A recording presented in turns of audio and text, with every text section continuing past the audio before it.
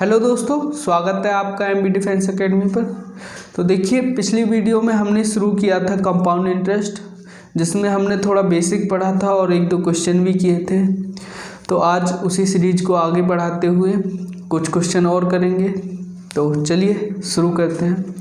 तो देखिए, हमारा पहला क्वेश्चन है कि 50,000 रुपये की राशि पर 3 वर्ष का चक्रवृद्धि ब्याज क्या होगा यदि ब्याज की दर पहले वर्ष 4% वार्षिक तथा दूसरे वर्ष 5% वार्षिक और तीसरे वर्ष 2% वार्षिक है। तो देखिए भाई, हमारा जो प्रिंसिपल है वो दिया हुआ है हमें 50,000 रुपये। ठीक है भाई, अब 3 साल के लिए हमें निकालना है। तो पहले वर्ष है 4% है। तो मैंने आपको बताया था कि किसी भी संख्या के अगर 2 स्थान छोड़कर हम पॉइंट लगा देंगे तो उसका हमें 1% मिल जाएगा। तो 1% जब हमारा 500 हो गया तो 4% हो गया हमारा 2,000 रुपये। 2,000 रुपये। अब पहले वर्ष तो हमारा 4% है, तो पहले वर्ष का ब्याज हमारा आ गया 2,000 रुपये। अब दूसरे वर्ष हमें दिया हुआ है 5%। दूसरे वर्ष का जो दर है वो है 5%। तो अब इसका 5% कितना होगा? 5% हो जाएगा हमारा 2,500 रुपये। अब प्लस देखो भाई यहाँ पर कि ये जो ब्याज आया हमारा पहले वर्ष का, उस पर भी हमें ब्याज मिलना चाहिए। चक्रवृद्धि ब्याज का मतलब यही है कि ब्याज पर भी ब्याज मिलेगा हमको। तो ये जो हमारा 4% आया इसका, इस पर भी हमें 5% ब्याज मिलेगा दूसरे वर्ष। ठीक है, दूसरे वर्ष के लिए तो हमारा 5% है, तो इसका 5% निकालेंगे तो कितना हो जाएगा? 10% निकालेंगे 200 और 5% हो गया 100 रुपये। अब देखिए तीसरे वर्ष के लिए है हमारा 2%। ठीक है भाई, तीसरे वर्ष के लिए हमारा 2%। अब इसका 2% निकालेंगे तो वो कितना हो गया? 1,000 रुपये। ठीक है, 2% हो गया हमारा 1,000 रुपये। अब क्या करना है हमें? अब दूसरे वर्ष जो ये टोटल ब्याज आया, तीसरे वर्ष में ये जो टोटल ब्याज आया उस पर भी ब्याज लगेगा भाई यहाँ पर।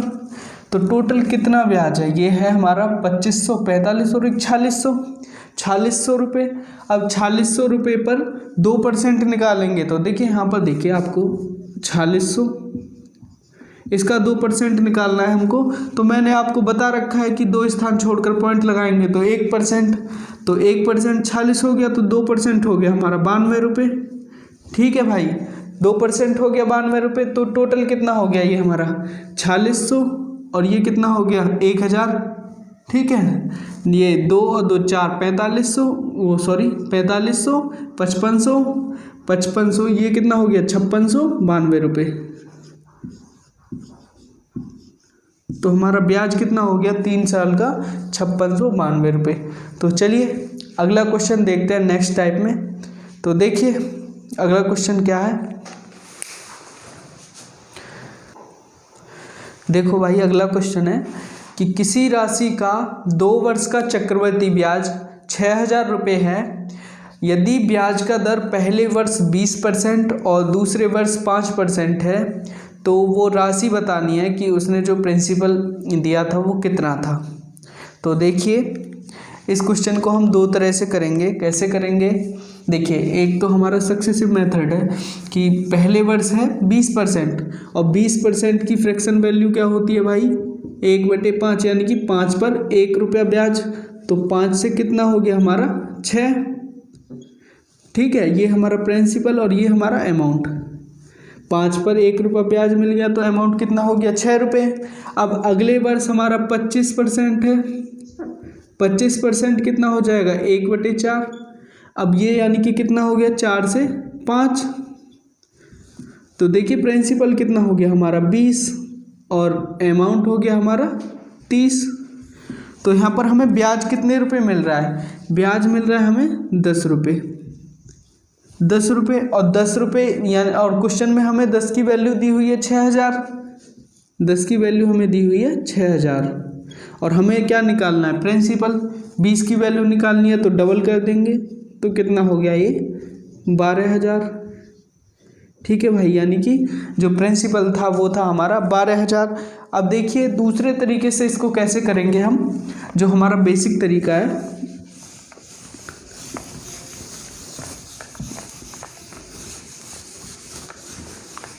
अब देखिए भाई, देखिए इस तरह के क्वेश्चन में हमें क्या करना है कि हमें दिया हुआ है 20% और ये 25%, ठीक है भाई।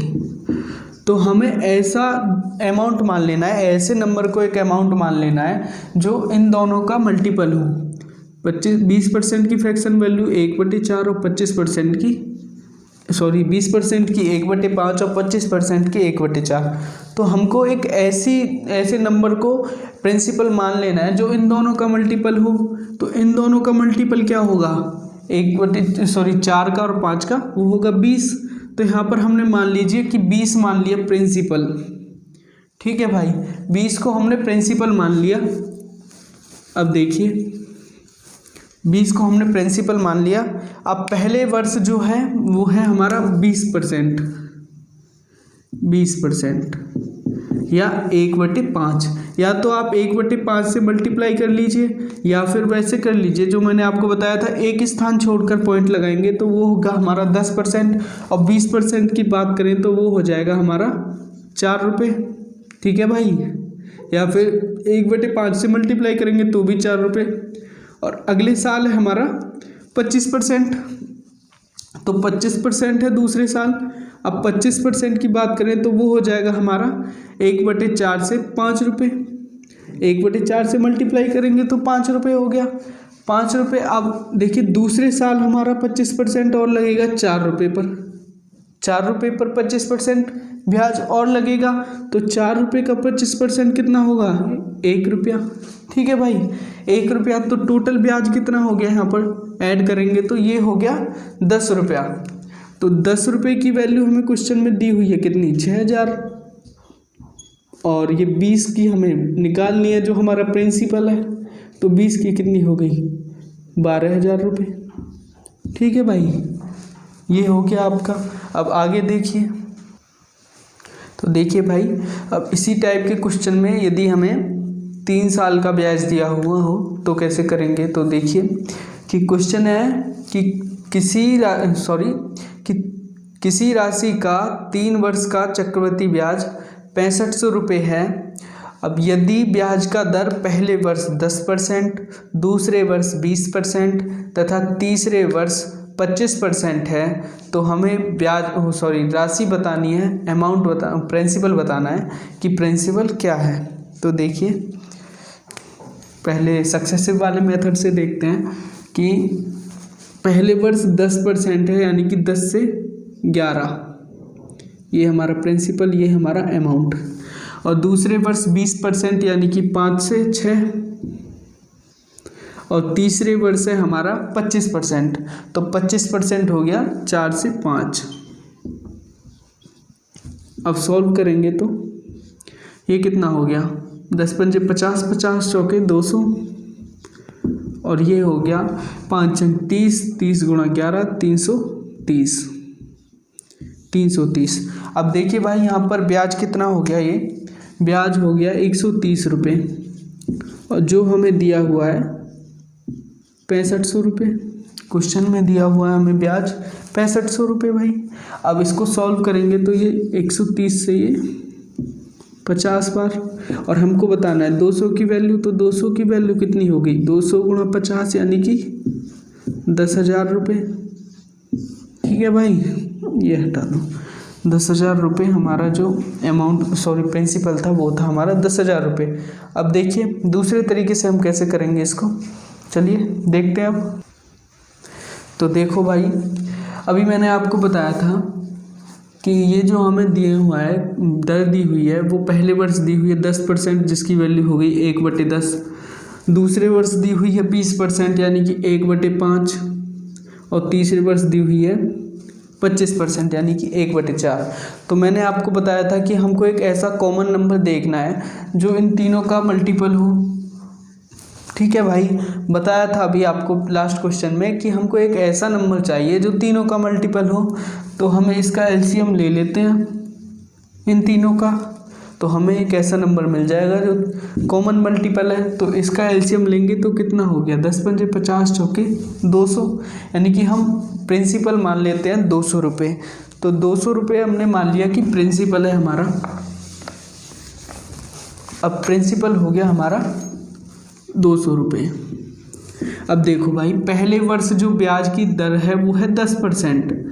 तो पहले वर्ष जो ब्याज हो गई वो हो गई 20 रुपये। अब दूसरे वर्ष है 20%, तो दूसरे वर्ष 40 रुपये, तो ये हो गई। और प्लस इस पर जो ब्याज लगेगा, जो 20 रुपये पर ब्याज लगेगा, पहले वर्ष की ब्याज पर जो ब्याज लगेगा वो हो गया हमारा 4 रुपये। अब देखिए तीसरे वर्ष हो गया 25%।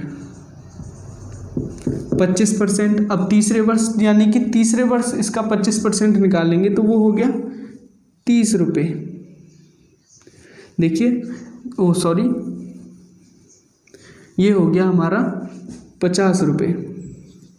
देखिए 10% की बात करें तो 20 रुपये, और 20% हो गया 40, और 5% हो गया 10, यानी कि 50 रुपये। अब देखो इस टोटल ब्याज पर जो ब्याज लगेगा 2 साल के ब्याज पर तीसरे साल जो ब्याज लगेगा वो कितना हो गया, 40 और 20 60 और 4 64। अब 64 का 1/4 निकालेंगे तो कितना हो गया, 16 रुपये। ठीक है भाई, ये 64 है, 64 का हमें 25% निकालना है। 64 का 25% चाहे तो आप ऐसे निकाल लीजिए या आप डायरेक्ट कीजिए। 64 का 25% यानी कि 1/4 फ्रैक्शन वैल्यू, तो 4 से 16 बार, तो कितना हो गया, 16 रुपये। ठीक है भाई, तो ये कितना हो गया, टोटल जो ब्याज हो गई हमारी, ये हो गई 60 और 50 110 और 20 130। अब ये 130 की वैल्यू हमें यूनिट की वैल्यू दी हुई है हमें 6500 रुपये। तो एक की निकालेंगे तो वो हो गई हमारी 50, और 200 की निकालेंगे तो 200 की निकालेंगे तो वो हो गई हमारी 10,000 रुपये। ठीक है भाई, तो 10,000 ही हमारा आंसर है। तो अब देखिए अगला क्वेश्चन देखते हैं। आप देखिए क्वेश्चन कि 40,000 रुपये की राशि पर 40,000 रुपये की राशि 10% चक्रवृद्धि ब्याज की दर से निवेश की जाती है।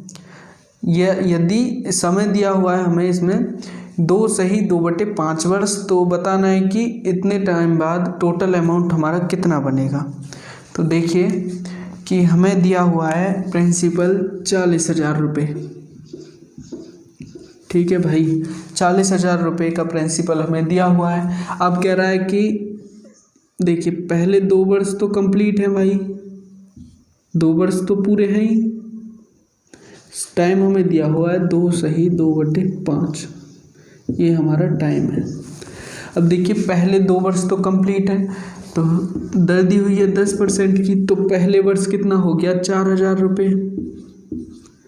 और दूसरे वर्ष की बात करें तो दूसरे वर्ष पहले तो अमाउंट पर जो प्रिंसिपल पर हुआ हमारा 4,000 रुपये ये हुआ, और ये जो बचा ब्याज पर जो पहले वर्ष का जो ब्याज आया उस पर जो 10% आएगा ब्याज, वो हो गया 400 रुपये। ठीक है भाई, अब देखिए यहाँ पर ये है हमारा, अब टाइम बचा 2/5 वर्ष। देखिए 2 साल के लिए तो हमने निकाल लिया, अब जो आगे बचा वो बचा 2/5। ठीक है भाई, अब 1 साल के लिए जो ब्याज की दर है हमारी, देखिए यहाँ पर है 10%। 1 साल के लिए है हमारी 10%, और 2/5 के लिए कितनी हो जाएगी फिर, ये हो गई हमारी 4%। ठीक है भाई, जो हमारा 2/5 वर्ष हो गया उसके लिए ब्याज की दर हो गई हमारी 4%। तो अब तीसरे वर्ष की तरह ऐसे निकाल देंगे जैसे कि हम तीसरे वर्ष के लिए निकालते हैं। तो 4% निकालेंगे इसका, तो वो कितना हो गया, 4% हो गया 1,600 रुपये। इसको रफ कर देते हैं। देखिए 1% 400, तो 4% 1,600। अब देखिए जो इस पर कितना ब्याज लगेगा, वो हो गया हमारा 8400 रुपये।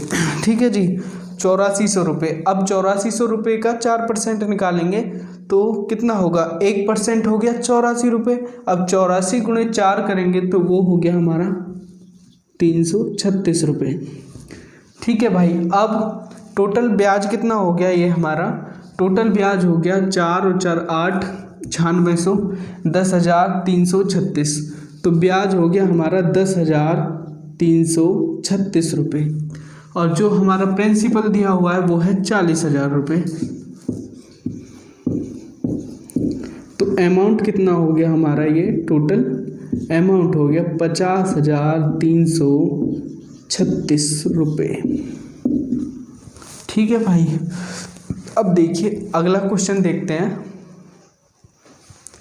देखिए एक इसी टाइप का क्वेश्चन है कि 80,000 रुपये की राशि 10% वार्षिक चक्रवृद्धि ब्याज की दर से निवेश की जाती है, तो 2.5 वर्ष बाद यह राशि कितनी होगी, हमको बताना है। तो देखिए 80,000 रुपये हमारा प्रिंसिपल दिया हुआ है।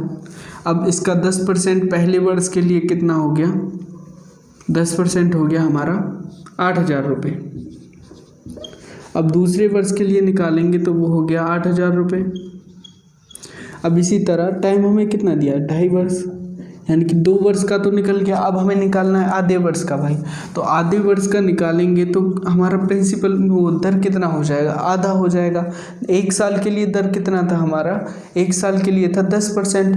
अब हाफ ईयर के लिए कितना हो जाएगा, फिर दर को आधा कर देंगे यानी कि 5%। अब ये हो जाएगा 5%, यहाँ पर कितना था 10, अब ये हो गया हमारा 5%। अब 5% पहले तो यहाँ पर देखिए पहले साल का कितना हो गया 8,000, पहले साल का ब्याज 8,000। अब दूसरे साल के लिए हमारे प्रिंसिपल पर, खाली प्रिंसिपल पर हुआ 8,000 रुपये, और फिर इस पर जो हमारा ब्याज लगेगा वो कितना हो गया 800 रुपये, क्योंकि देखिए भाई दूसरे साल के लिए तो हमारा 10% ही है।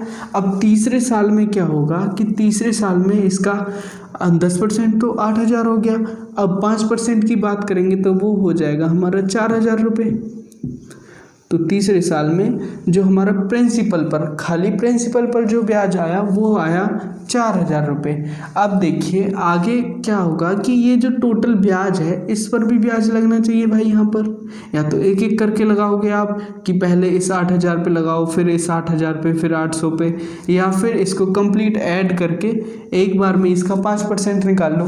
तो ये कितना हो गया हमारा 8 और 8 16,800। 16,800 का 10% निकालेंगे तो 1,680, और 1,680 का आधा करेंगे 5% निकालने के लिए तो वो हो गया हमारा 840 रुपये।